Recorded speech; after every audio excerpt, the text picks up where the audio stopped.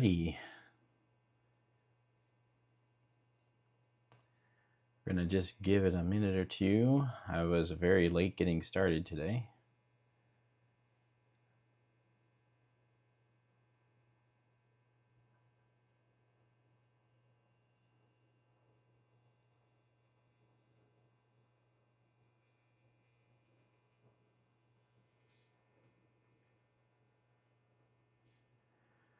Hello, hello. How's it going, Invincible?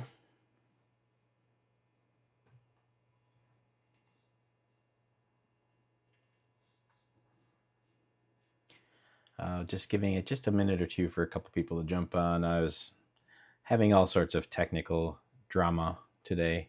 Of course, today, out of all days, my main microphone decides to stop working, and I was planning on using it to record some live voiceovers, and I don't know. It just literally will not detect it. It's not even turning on. So I don't know if the whole thing died on me or what, but whatever. Yeah.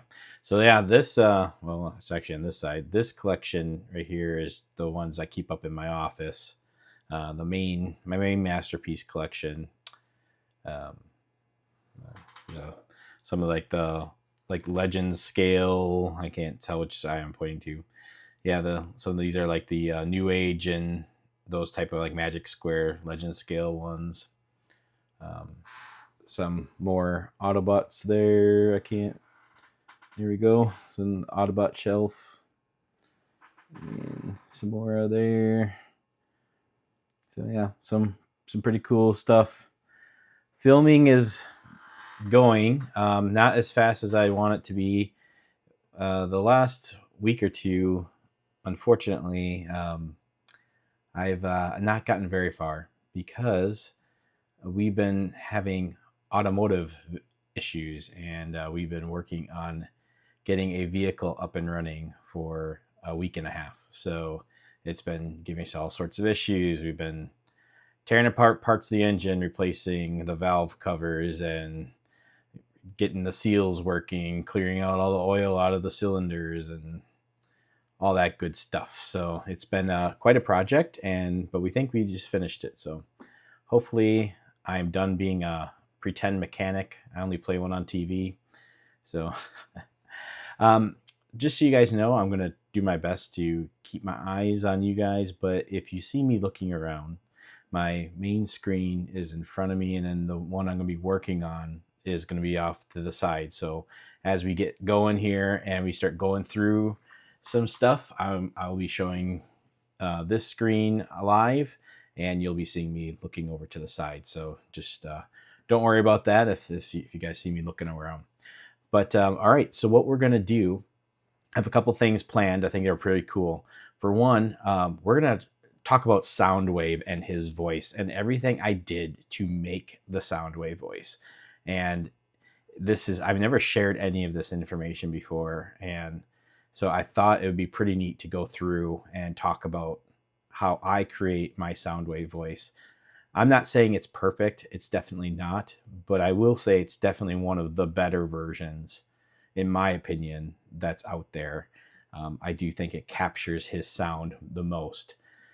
The biggest problem is over the last few years, when I recorded Soundwave's lines a long time ago, I had a completely different microphone, and I had recently gotten this new one, which maybe just died on me. So this Rode NT1, this was like a really nice microphone too, but it sounds very different than my old Razer microphone that I had. So unfortunately, when I record lines with this, it doesn't sound the same as when I used to record lines before. So we're gonna have to re-record, and we also have to. The software changed. They didn't have a version that was compatible with the newer Macs for the longest time, and now they recently just released the software that I used to do the Soundwave voice with a Mac silicone version. So we're gonna try to see. I just started working on it, trying to get it back to where it was and get the settings right. But I spent months trying to figure out the Soundwave voice. So this is going to be really neat to share this with you guys, go through all these things. So we're going to do that. We're also going to look into a little bit of the Vector Sigma Volume 3 some of the scenes, and I'm going to show you what I do to prepare for a stop motion. And what I mean by that is there are steps I take and I set up inside the video editor before I ever even shoot any footage. So I basically get a portion of the animation ready for, and then I export what I call a soundtrack, and then I use the soundtrack to animate with. And so we're going to show you a little bit about that process as well. Rivals is next. I already pretty much decided that as soon as I'm done with Vector Sigma Volume 3, I'll do the next version of Rivals. So that's coming. So don't worry, it won't. It's definitely on its way. Rivals is going to be I think a 4-part series. So there's going to be 2 more. And then it will ultimately wrap back into Vector Sigma. So I'm actually going to make my 2 universes that I have, the movie universe and my G1 universe. I'm going to show you how I'm going to make them all come together and how it works. So that's my idea, and we'll see how it works and see if you guys like it. But I have a pretty cool idea for that, and then it will also allow me to consider mixing some movie universe figures in with a G1 figures in the future. So, but only to when it makes sense. So we'll get there. All right, let's go ahead and switch over to the screen. I think everybody's doing multiverse stuff right now, right? But mine's a little. It is, I guess, still a multiverse, but it's a little bit different. It's a different take. A little bit of time travel, a little bit of this. You'll see. I think it's sort of unique, the plan I have to kind of bring these 2 environments together and wrap the stories together. So I think in the end you'll like it, but we'll see. I have quite a few combiners. Combiners are about my favorite thing. So you could probably see in the background here Bruticus and Devastator and Superion. What you don't like, you might see the Fans Toy Superion kind of in pieces, and that's because I was working on I'm trying to design a 3D printed back filler so we don't have to have Silverbolt in the back. And I know someone else already made one. It's really nice, but I'm actually planning to do some other things with my back filler. So I wanted to create one. So I actually took them all apart to do that. So I can measure and do all that. I have 2 completed Menasors and 1 Menasor. The Fans Toy Menasor isn't done yet, but I have the X-Trambox and the DX9 Menasors as well. Predaking is there in the back. I'll kind of get my head out of the way. So right there is Predaking. That's the King Toys version. And then we have like the old, I can't do this with my hands. I'm sorry. I'm just terrible at this. We have the old Devastator from the movie toys ones. And that is the Abominus figure I have. That's the, what's the name of it? I'm trying to think what the name of I think they're Orden, or I forget about that. So the only Defensor I have is the Combiner Wars Defensor. I don't own any of the third-party ones yet. I am starting to collect the X-Transbots Defensor figures, and I'm planning to switch my story into using those characters as that set gets created and completed. So I'm also considering for the King's toys, they're making the Dinobots into combiners. I'm actually considering doing that because I have an idea for a story element that might work well with using those combiners as well. So we have all sorts of fun things planned for combiners. I also have smaller combiners on the shelf right here. There's like these are I just thumbs up the screen.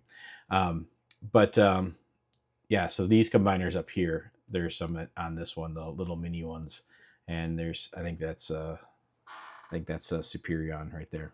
And I like these little ones because they're very close and they match these guys pretty close. So if I need to do a far away shot, we're done. But so I haven't been collecting much of the mainline figures lately, to be honest with you. I've just been mainly focused on the third party and masterpiece scale ones. My son collects the mainline figures. My brother collects the mainline figures. So if we want to do animations with them, we can definitely get mainline figures to do that with. But I think for right now, I'll just stick with the masterpiece. I don't have space for everything. I'm already running out of space as it is. So, okay. Let's go ahead and get into this a little bit. So let me switch my screen. All right, so here we are. We are in Logic Pro. This is one of the, any audio DAW will work fine. It doesn't have to be Logic, but this is just the one I choose to use. And so what I have here is some voices that I recorded for Soundwave. Now, if you don't know, Soundwave uses a Dr. Claw voice. So if you've ever seen the old Inspector Gadget, Frank Welker, his Dr. Claw is the same voice he uses to create the Soundwave voice. And so it's just a very low, deep, monotone voice that you create. I'll do my, see if I can actually do it here. I am Soundwave.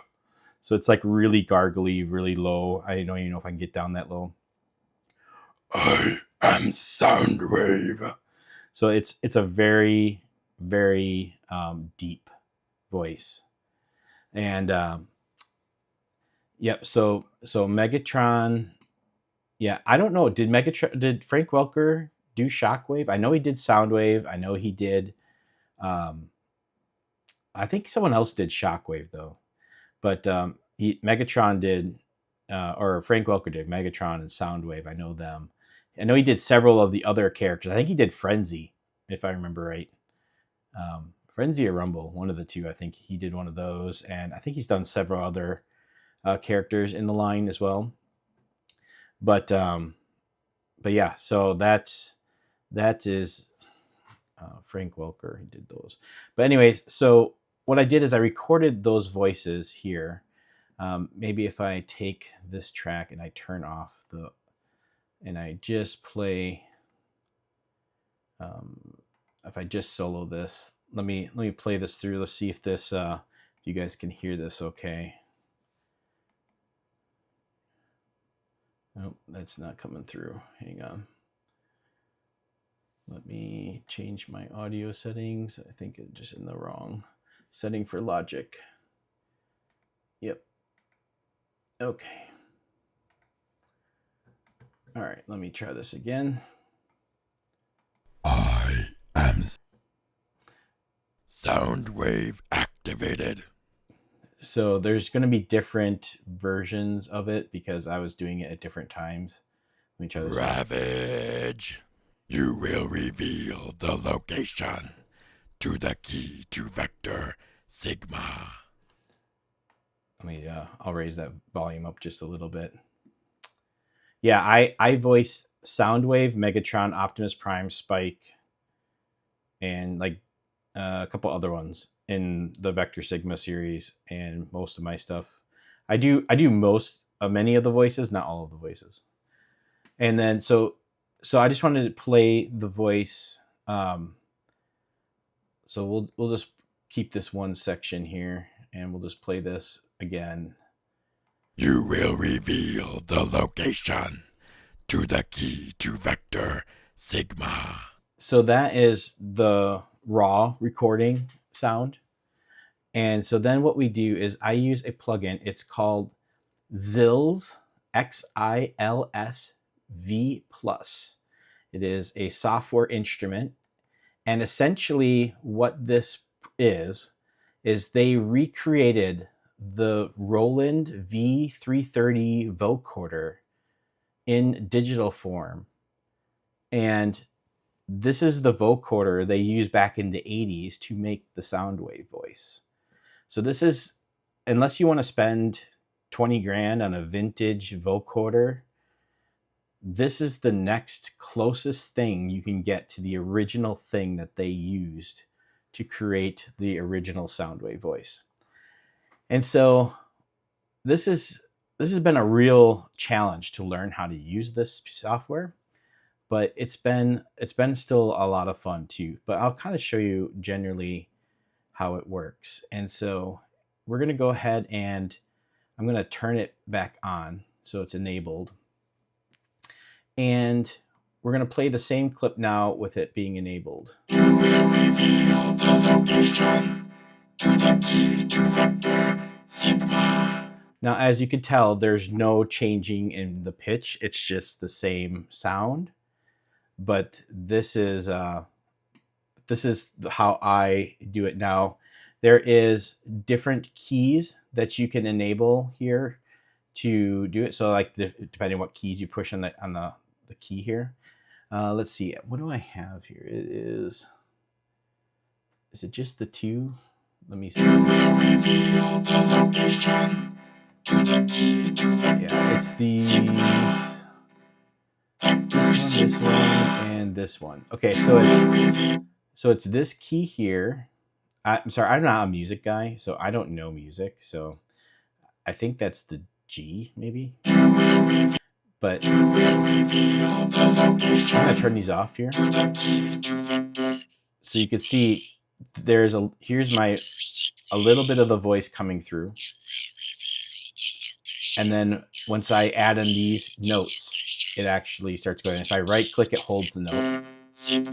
So that's just with the C. This is E, I believe. And then adding G with it. And you could do other ones too. To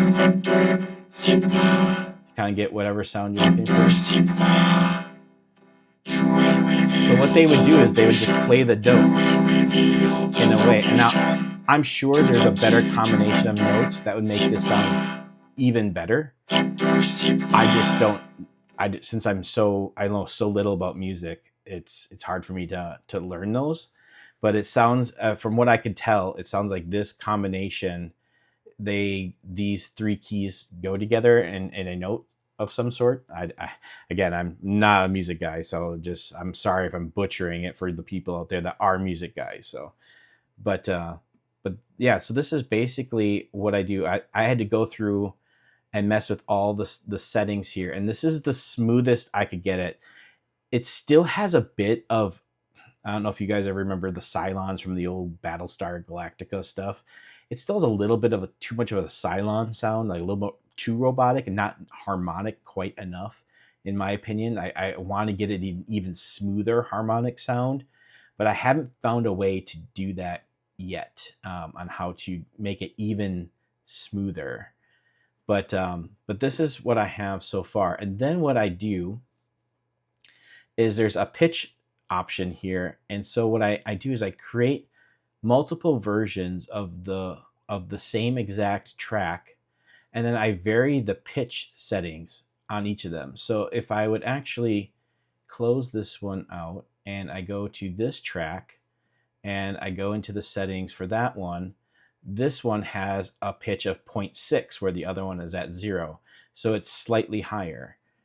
And so what happens is then when I play all these together, so let me do that here.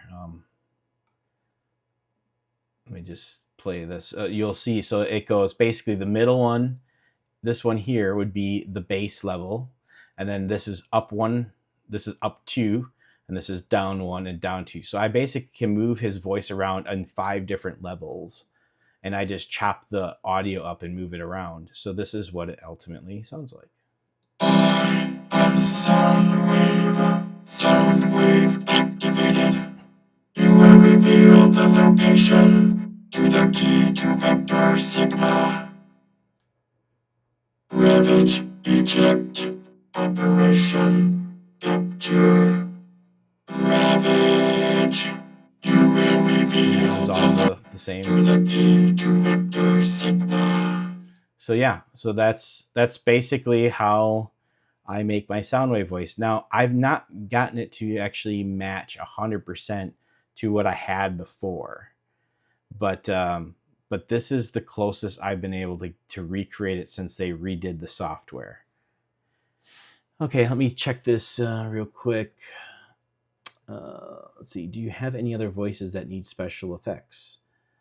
Well, yeah, I apply different effects to all sorts of different voices, even ones I get from voice actors. Sometimes I'll add a little bit of a robotic tone to it or do different things. But for me, getting Soundwave's voice correct was a big deal for me, and I really wanted to try it really hard to make that happen.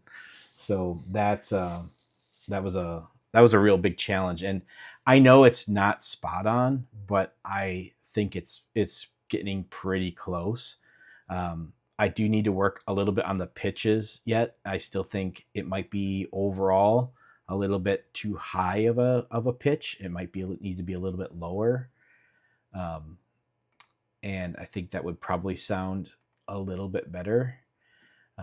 So I don't know if if I kind of just soloed out this one track again and I started playing.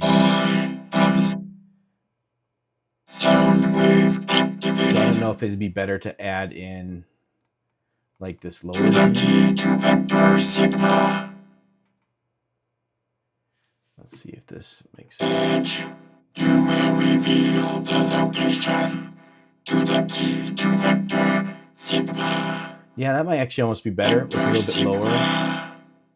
You will reveal the location. Yeah, so maybe that's the better G to use, not the higher G, use the lower G.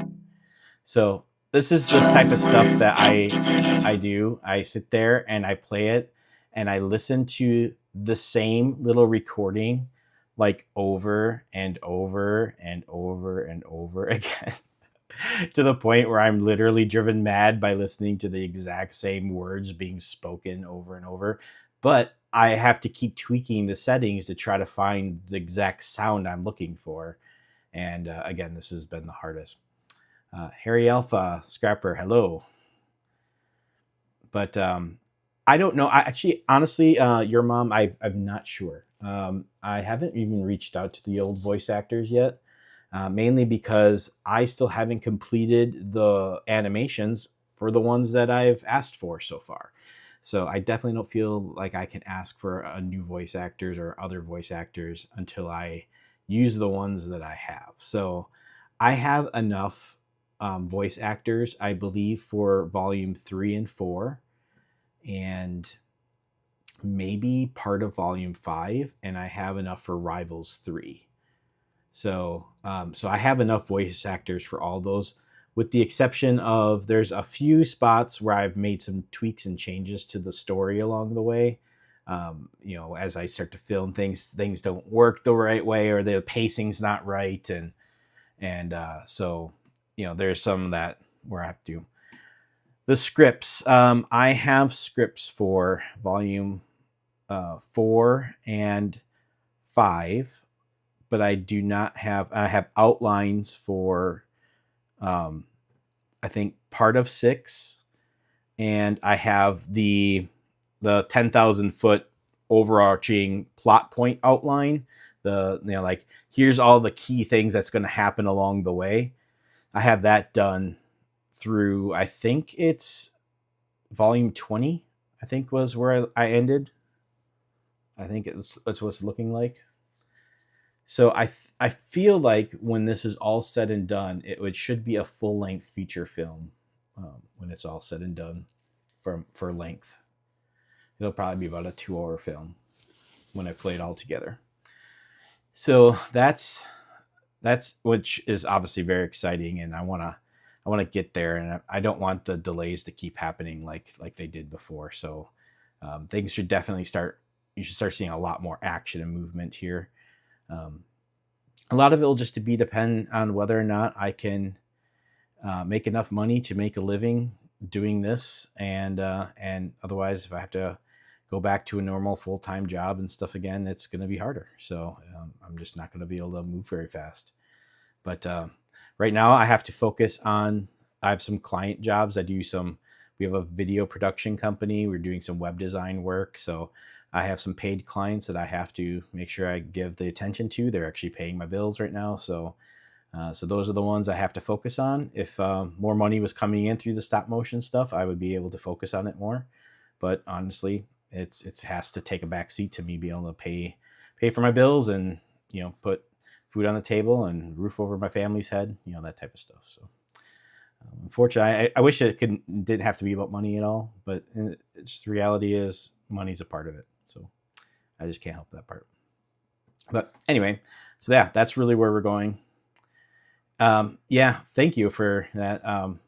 I would love to be more of like the director, honestly, and I think that's honestly where we're wanting to go with the video production company. We want to be able to do like a lot of videos for small businesses and things of that nature. But I think what would also be a lot of fun is to actually fund our own projects, and we can actually get a whole bunch of ideas and actually like direct everything. And I have a team of animators that would actually create it for me is where I'd like to get to. And then obviously if we start getting really big into that, I would have to probably work out some sort of deal with Hasbro for licensing or something, because I'm sure if I started doing this at that level and that scale, it would probably catch their attention and they probably wouldn't be too happy with me. So even though I'm using all my own figures and my own stuff, it's still their intellectual property, right? So you have to be a little careful. But yeah, so that's where that's at so far. So I don't know, what do you guys think of this Soundwave plugin? Is that pretty cool? Is it sounding pretty good to you guys, or am I just fooling myself and I'm way off and I should like go back to the drawing board? Which I'm not going to do, but just kind of curious where it is. All right, so it's pretty cool.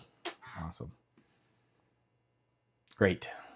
Was this interesting to see kind of how I put this together and how I do my Soundwave voice?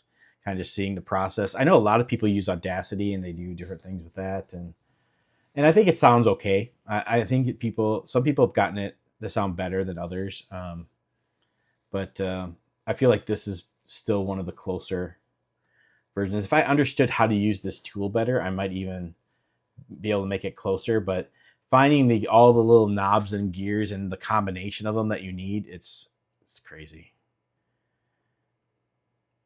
But yeah. So okay. So you've been doing Soundwave with Audacity. How do you like what you're getting compared to like what this tool gives? Like what's your opinion on the difference between those? I'd love to hear your comment on that. And then so basically for a lot of the other characters, there's sometimes I'll do like slight pitch changes and things of that nature. Let me see if I have another project here that I can. Let me close this.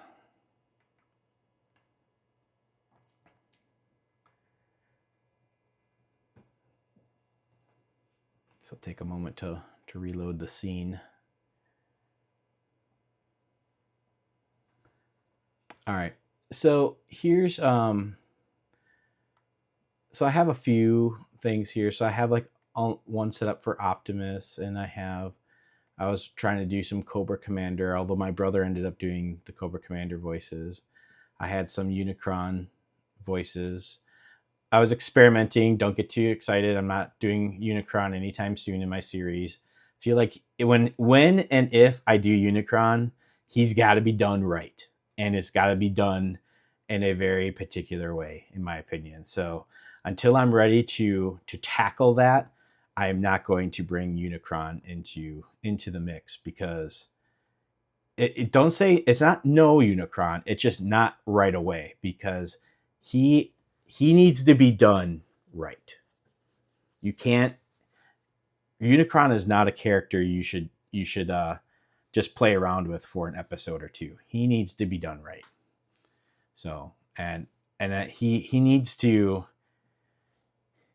have the right purpose and the right reason and the stakes have to be right. Everything has to be just right, in my opinion, for Unicron. So we'll get there with him. All right, let me catch my using FI Studios vocoder Vodex. Does it feature robotic monotone and others? Yep. Yeah, I know and I've heard some other people's codec or vocoders and their soundwave voices, and it's not like they're not bad by any means. It's just sometimes I just don't think they capture the voice perfectly either, and not that mine is either. So I think it's got a little ways to go. Yeah, I know a lot of people want like more of like the current um, Bumblebee movie figures and like in some of the more current stuff, and I wouldn't mind doing that. I did buy some of the YOLO Park, I think it was the brand, the non transformable figures. I did buy a few of those, and I would like to maybe do something with them. The worst part is that I'm just one guy, and if you guys watched any of my live streams before or any of my stop motion stuff, I am my own worst critic. I nitpick my own work a lot, and I have certain ideas in my mind, and I will sit there and grind at it until I figure out a way to do the idea that I'm trying to do, which ultimately makes my ability to pump out stop motions very slow because I have a certain quality level that I feel like I need to meet for myself. And so without doing that, it's just hard for me to put out what I would consider a mediocre animation. Not saying my stuff is perfect because I'm still learning some of the ins and outs, and I'm getting better over the years, but I still think that I have like certain levels of standards that I have to hit. And so I know a lot of people can put out stop motions and use like no backgrounds or just have it in their bedroom or whatever, and I think all that is great and people can do great storytelling with all that. It's just for me personally, I have a different level that I want to bring to my stop motions, and they just take a lot longer, unfortunately.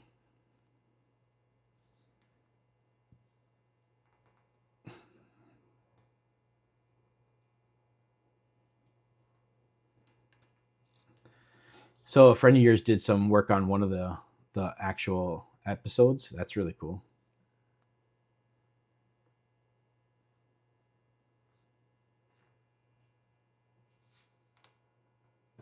That's very cool. All right.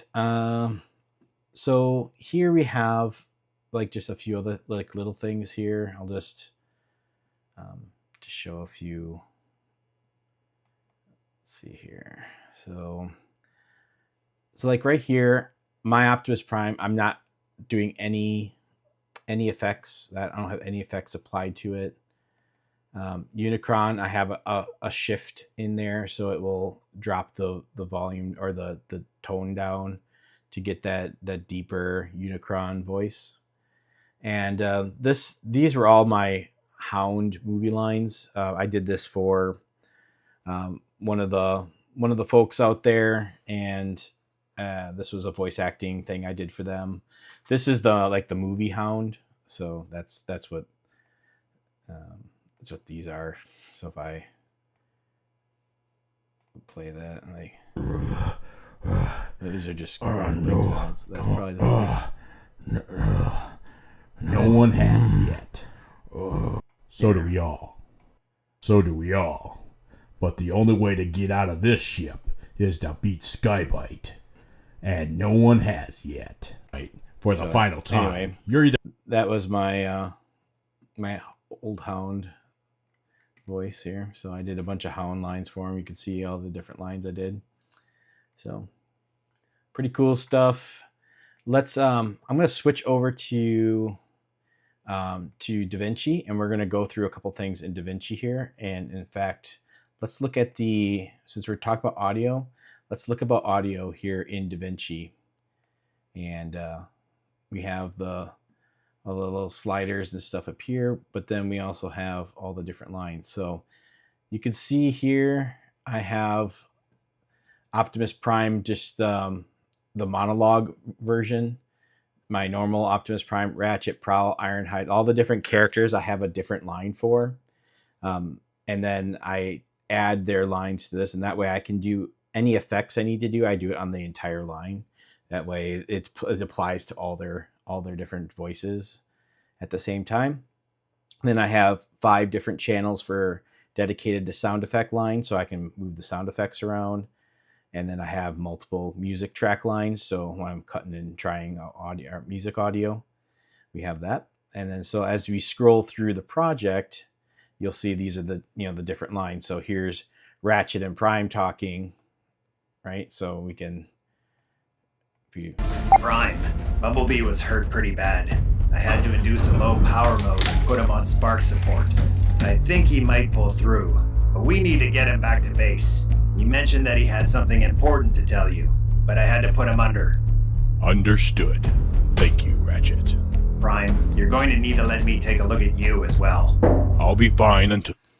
And then as you can see, like, here is that impact when he put his hand on him or knocked his hand down. And here's the when he put his hand on the shoulder. Thank you, Ratchet. Had a little metal click sound there. Prime, see, all the sound effects are down below. The words, the lines are up here. I'll be fine until you've had a chance to tend to the other. And then when you actually look at at Optimus here, you can see these are we have a little bit of pitch. I deepen my voice just a little tiny bit.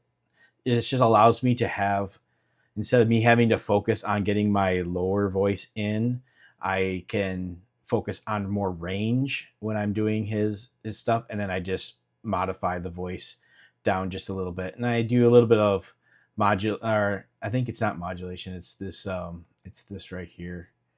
Just a little bit of messing with the EQ bands, just making sure certain parts of the voice stands out a little bit more. And so just a little bit of effects. It's not too much. Some people have different ones. So Ratchet doesn't really have any. Let me see if I can get this pulled over a little bit. So we have, so here's the name. So here's Ratchet. So Ratchet just has, I have a limiter set on him just to keep all the voices in line. So Megatron, I have a slight pitch set on Megatron as well. Kind of the same reason. I just want to keep it, his voice a little bit more even and a little lower, but I wanted to have more range. A couple limiters. So you can see most of the different voices don't have much applied to them, but my Soundwave one, I record in the other spots because it's so complex, and then I export it, and so I don't need to add additional effects here in this program. So, but yeah, so you can see I actually add some effects here right at the DaVinci level. And by the way, that plugin for Soundwave technically works in here, so you could add it straight to here and just do the recordings of Soundwave and then add it all right in here. So that is possible. So that makes that plugin even a little bit nicer yet on top of it. So let's see what I'm missing here. Let's see.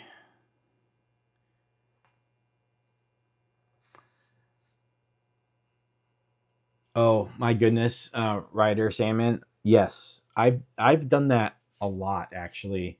I'm watching something that, I mean, okay, this might offend people, but I guess I just don't really care. This is my opinion. Honestly, the Michael Bay Transformer movies are not good. I like aspects and elements of them, but if you look at it objectively from how a movie is cut and the cohesiveness of the movie and just how it lays and how it flows, they're terrible films. The action sequences are great. Some of the ideas behind them are great, but the way he cuts and edits the videos, the movies themselves, do you like look at how many times in the Bumblebee and Barricade fight scene from the first movie that they go from like daylight to dark to daylight to dark. It's crazy. It's from a filmmaking perspective, the films were not well made, and that's what I'm trying to get at. It's not a dig on people liking the what they were trying to do and the overall idea of it, making them, bringing Transformers to life, and the special effects and how realistic they made the bots look. All that stuff was great, but and you could argue if you like the design, aspect of them or not. Were they G1 enough or whatever? I mean, yeah, fine. We can all have our opinions there, and that's totally cool. But I'm saying from a filmmaking perspective, when you really just dissect the movies on how it was shot and how it was cut and how the story flows, I mean, my goodness, uh, Revenge of the Fallen was a hot mess. It was just terrible as far as how the film was made and cut and put together. It had so many issues from a filmmaking perspective. But and again, that may not be a popular sentiment, but it's how I feel about it. So yeah, so when I'm watching those, I'm like, I could have totally filmed this better. I could have made this story so much better. And it's just and it's just a difference of how to go through it. Now I will say that like some of the action sequences and stuff are amazing, but there's some things I personally won't do in my action sequences that they do in theirs. Like, for example, I don't think Transformers should be ninjas. Like, with the exception of maybe a couple. Like, there's a couple of Transformers that were actually meant to be super nimble and quick on their feet and really, really meant to be that type of a character. But the reality is, these are big, gigantic, super heavy machines on our Earth. They should not be moving around like ninja fighters and stuff. I just don't. I think they should be moving around more like gladiators and less like ninjas. Bumblebee has like the most, like, he does so many like ninja flips and kicks and stuff. It's kind of crazy. Now the action, it looks good. Don't get me wrong, but when I analyze this from my mind. I'm looking at it from a completely like, these are giant robot figures.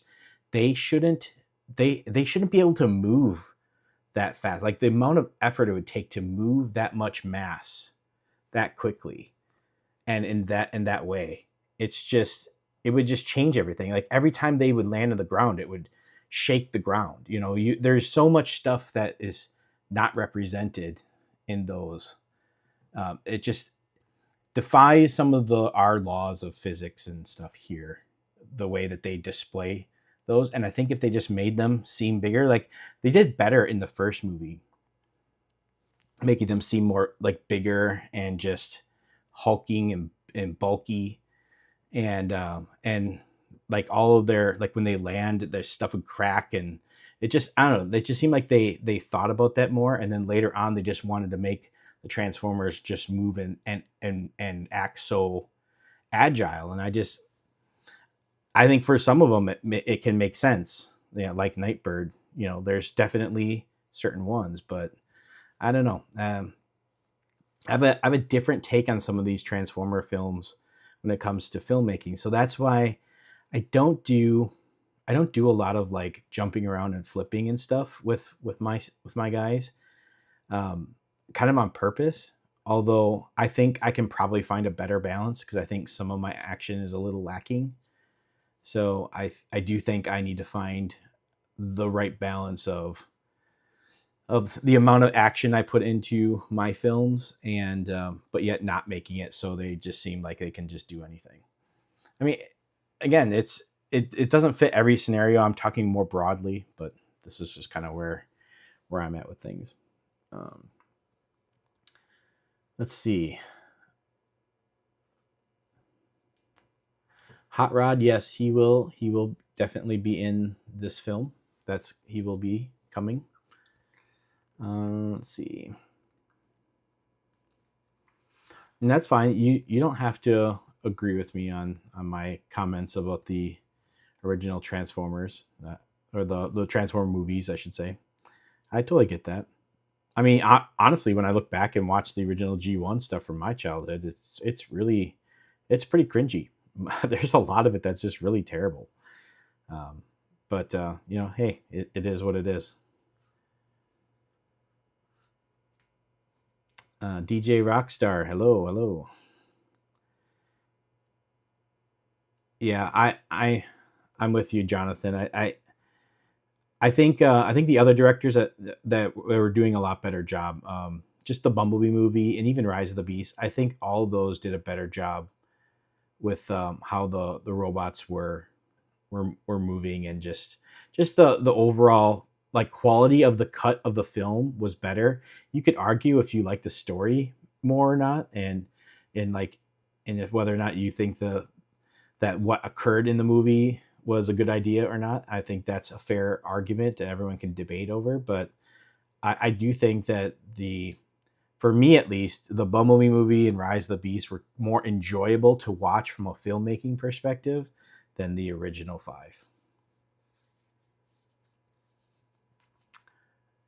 Panda Jack Productions. I don't know your mom. I may have. I don't pay a lot of attention to the YouTube names that I'm of the different ones I've watched. If you showed me one of the videos, I'd probably know if I saw it or not, but I don't recognize the name off the top of my head.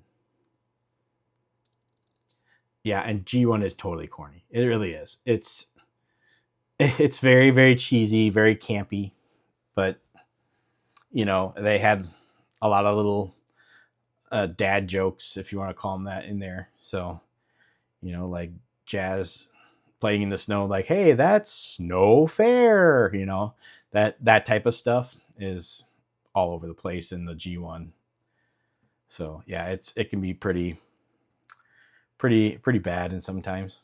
But all right. So the other thing I wanted to talk about was the like what I do to get ready for an actual scene. So I'm going to flip over to the main edit, and we're gonna advance forward a bit. So like, for example, let's see. I'm going to okay. So here we have some, like, these are some scenes from later on. So what I do is I go through and I figure out what I want the lines to be, and I figure out, like, I do temp shots like this with these are just still pictures.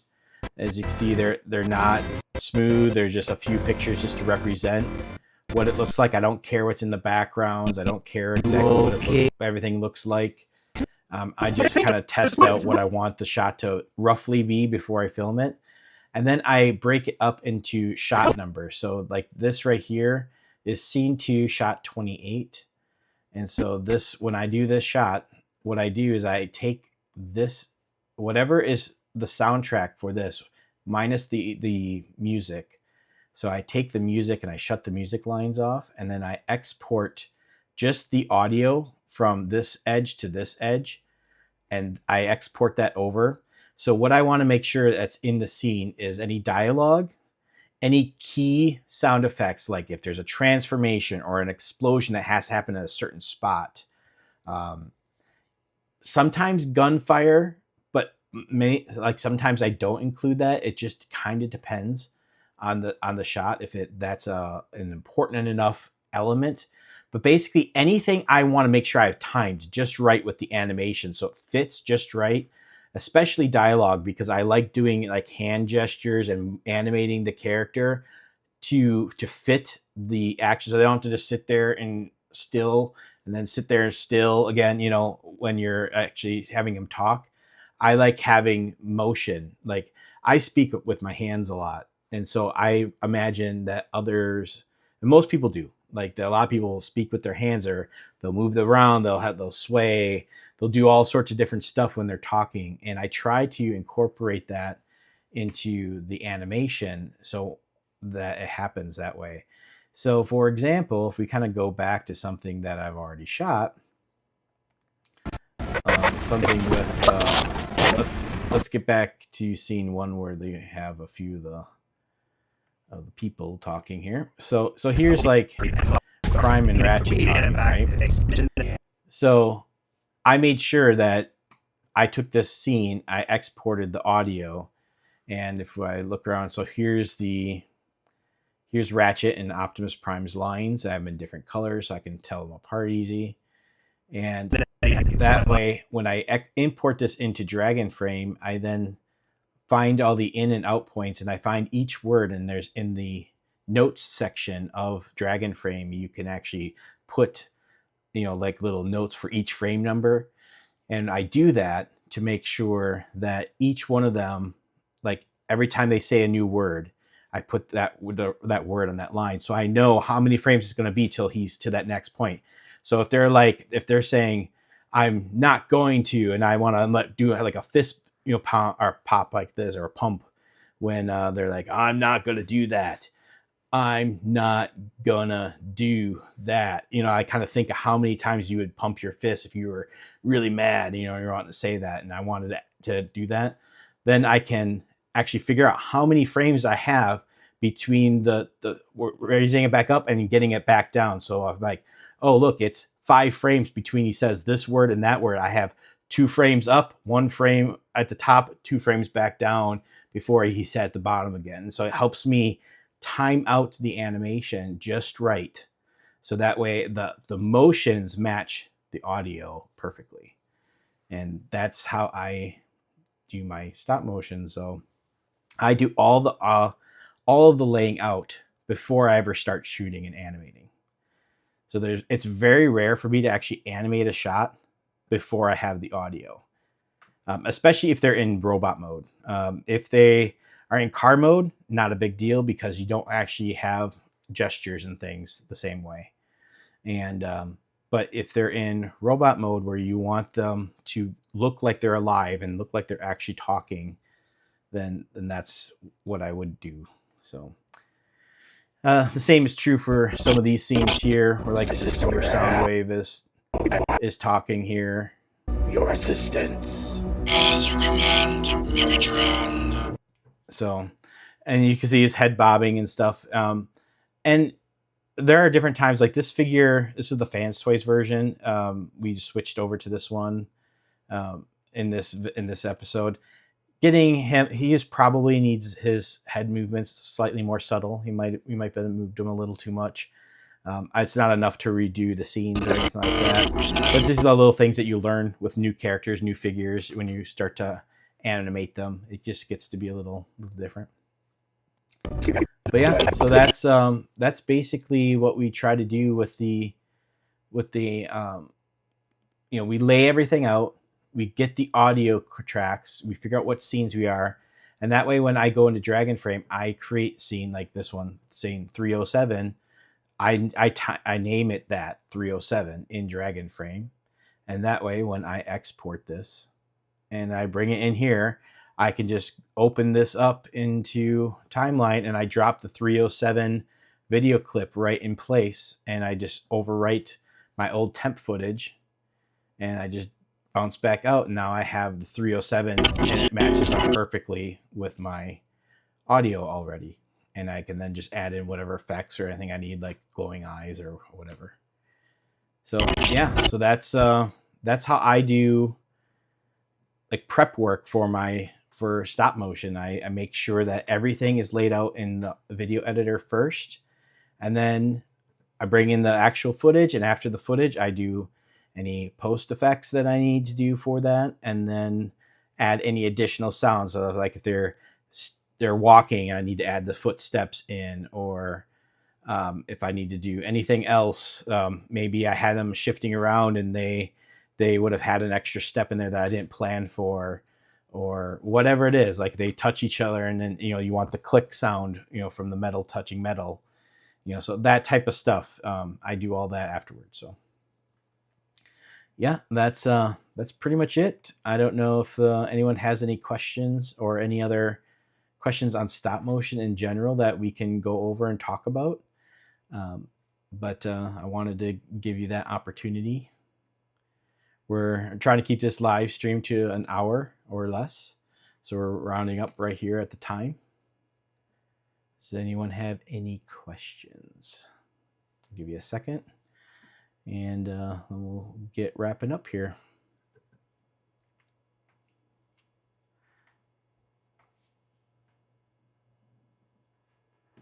All right. Well, yeah. So that's this was the scene that I actually have up here. I'll just talk about this real quick. This was kind of interesting. We were trying to recreate the cartoon scene from this thing coming out of the water and splashing and then opening up the little spire here. And so my brother actually modeled this and we 3D printed this. It was about, you know, this big of a model or something like that. It wasn't too big. And we actually animated, like used stop motion to animate this motion here of it like rising up. And we added in all the water and the background and the effects and everything. And I also skewed it a little bit so to give it that perspective of it looking extra tall. And so we had this shot of it coming out of the water. I thought overall it turned out pretty good. I mean, we're definitely not like Hollywood level film, you know, editing here, but it's fun, right? We're trying to make it fun and look okay. And then we had the little door. He made a little door on one of them. And so we took the little Astro train that we had from the other one and I animated him flying into it. So obviously it shrunk down and composited, but we made sure we masked it so it went behind there and it went inside. Looks good. But yeah, so that was our little practical set there.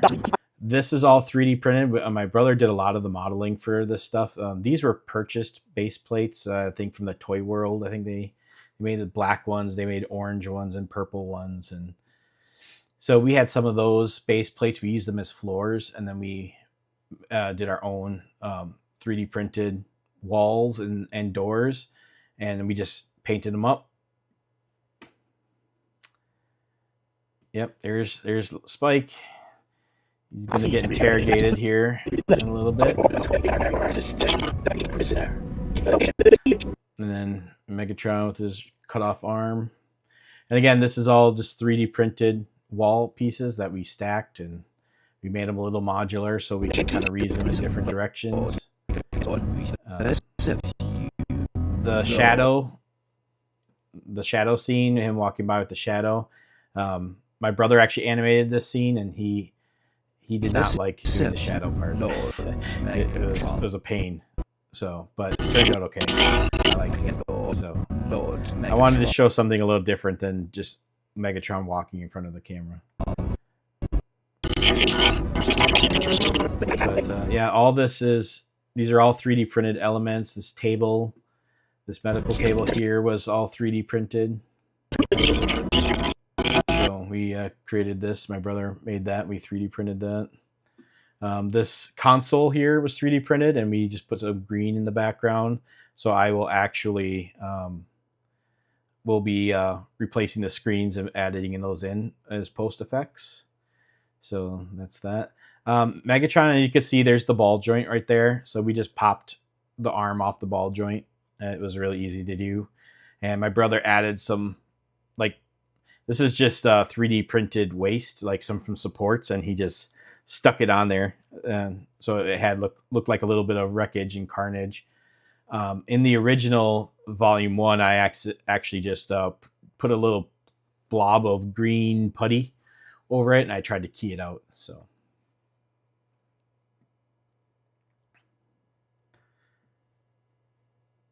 but yeah, so that's so a lot of the sets my brother made all this too. I mean, Matt, he he's like our primary set guy. He does awesome at that, and he's learning animation. He's doing really good. But yeah, he created all the stone backgrounds and whatnot. So this was all his set. Let's see. This is all temporary. We got to redo all this. I have to redo this whole shot, but this will actually be pretty cool with Ironhide. Getting over the top of Motor Master. And there's some stuff there. These shots turned out really good. The Decepticons and your executioner. Should you not tell me what I want to know? Where is the key to Vector Sigma? So I really like some of that. All these are practical sets. We tried to do as little green screen work as possible, but there was some that we had to do. Like this shot here. This was a green screen wall right here. And so we had to extend this shot so it looked like it kept going. So this was just more. We just took more pictures of the same sets that we had and tried to angle them and do something different, so make it look like it's something that continues on for a while. So we had to do a bunch of that type of stuff. Am I going to add any corny dialogue? Well, Eat Blaster Motor Master is kind of corny, but it's probably about as bad as it's going to get. I'm trying to keep the puns down. I'm a dad, so dad jokes come naturally to me. So it's hard to resist to not add tons of dad jokes into these things, but I'm trying my best. I try to keep more of my humorous stuff to like the Battle of the Primes and some of the ones that are kind of meant to be more silly and fun. So I try to keep those there. But, yep. Trying to add more camera motion into this volume too, comparative to how I did things before. So still really like this shot. If you guys haven't seen this one, turned out really good. And there is very little cleanup I had to do on this one.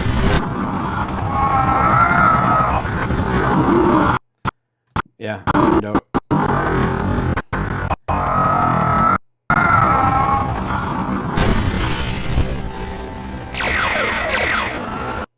So, yeah, I really liked it. Spike has some lines there right here. So first Ada and Spike share the same one. So these are some of Spike's lines. I'll never tell you anything, you Deceptic creep. Then there is. This is no shots. Saturday morning. Okay. I can't tell you where it is, but I can take you there. Just please, don't hurt me. Autobot. So, yep. So that's some of Spike's lines from Volume 3. And so he's... And as you can tell, this episode is going to go through to where they are. They're trying to get Spike back, but obviously they haven't gotten there. And he's already back at their base. And they are going to go to the warehouse where the key is at in Volume 4.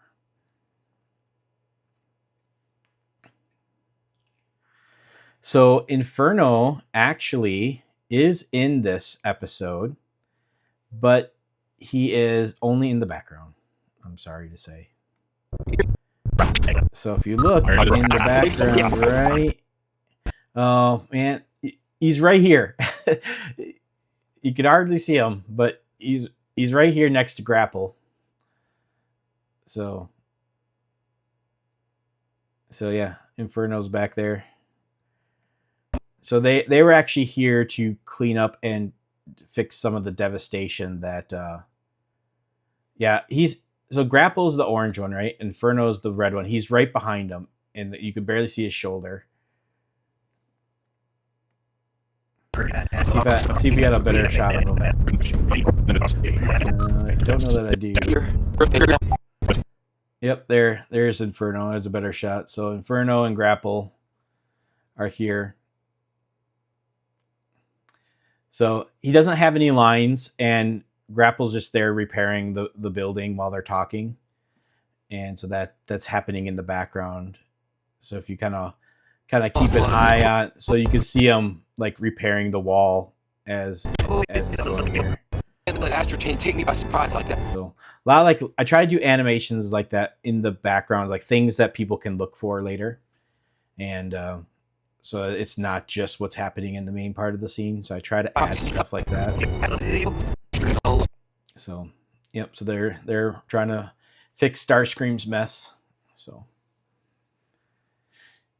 but yeah. So they are there. They're just I don't have any lines for anything like that for them yet. So, yeah, we're getting there.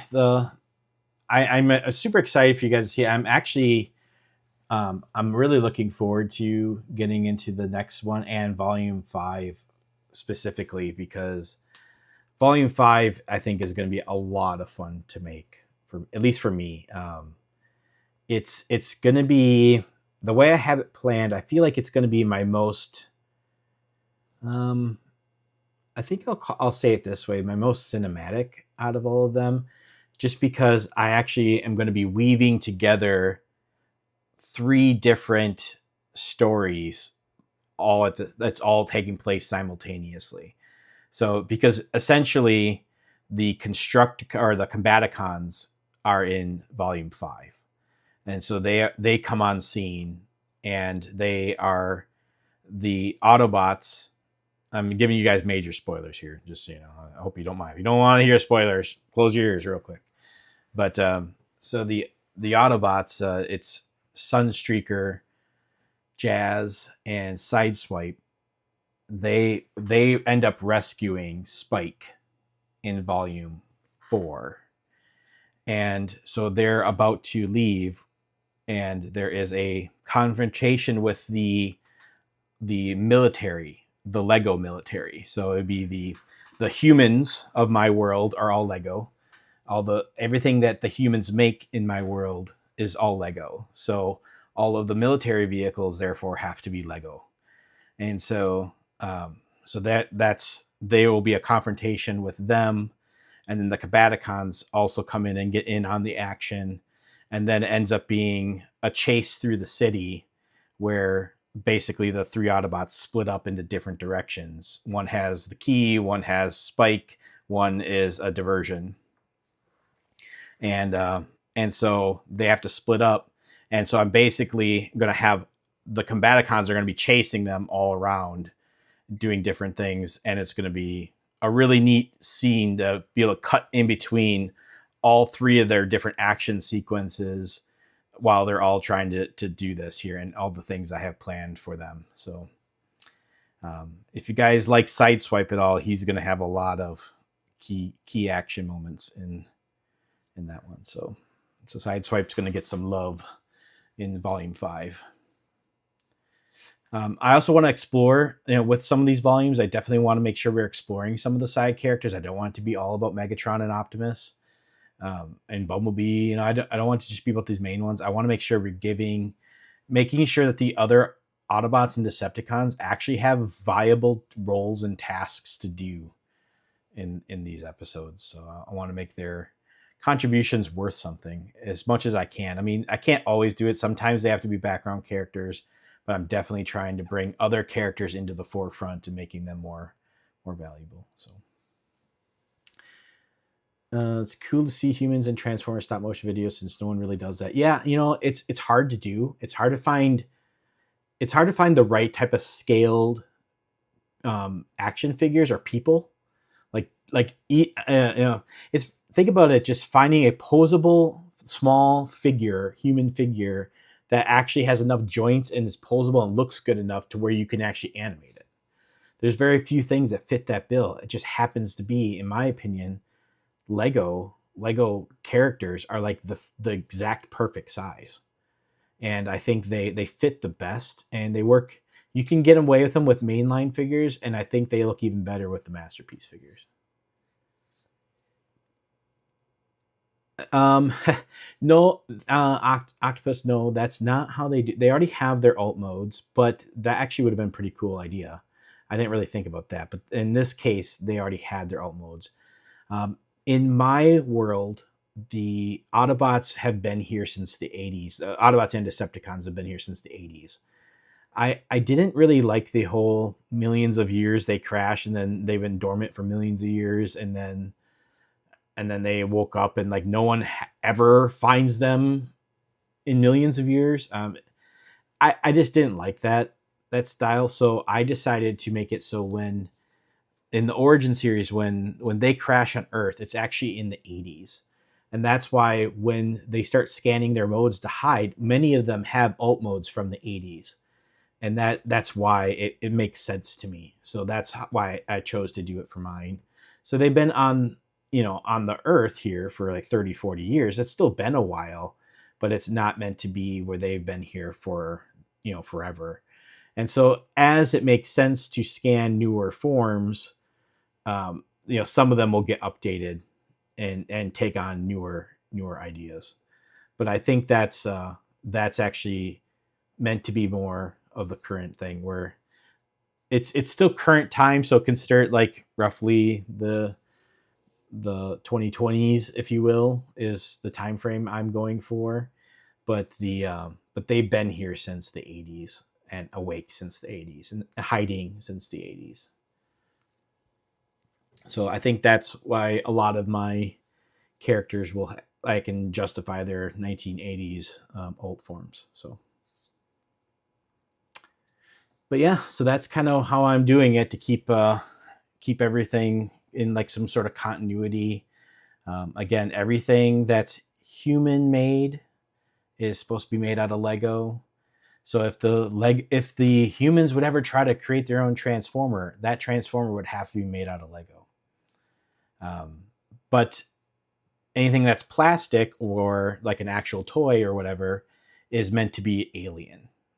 So while we could distinguish them, the characters of that world, that universe, the Lego characters, they can't distinguish the difference. So what they see as if they see an alien, they think it's the same looking as their Lego cars. They can't tell the difference. I don't actually own a Nightbird figure, so right now I can't even consider including her. So I don't even have one, and I don't even know if they make a good Masterpiece Nightbird figure. If you know of one, let me know. I can look into it. But yeah, I'm not sure about I don't have a Nightbird figure. So the figures that I own does to some extent dictate who I pick for the stories. I mean, I think that's kind of true of most people. But there's sometimes I know I want a certain thing, and then I'll do my best to find the best figure I can to fit that bill. But I'm sure you guys are aware that Masterpiece figures are not exactly cheap. So I can't just go out and buy everything. I don't have that kind of budget. So, but all right. Well, I really think I should be wrapping up. I'm already past time. Do you guys have any other quick questions that I can answer for you? I appreciate you guys being lively and chatting in the comments here. I really appreciate that.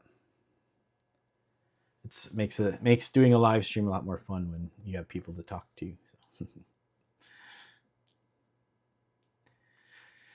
Yeah, they are quite expensive, and they've just gotten even more in the last couple of years. The especially fans toys. I mean, man, my goodness, the average figures is like $150 to $200 now. It's insane. So, but I get it. Things cost money. Yeah. I've done some live streaming to myself before, but I don't blame them. I was also really late getting started from when I wanted to get going here because of some of my technical issues. I gotta figure out what's going on with my stupid mic. I think it might have broke. So, It's just not being recognized whenever it's plugged in. I got to test it on some other Macs to make sure, other computers to make sure that it's the actual mic that's bad. But the other thing that's not cool about this Rode mic, if you guys ever looking for one, I really liked how it worked and everything. It's been good that way.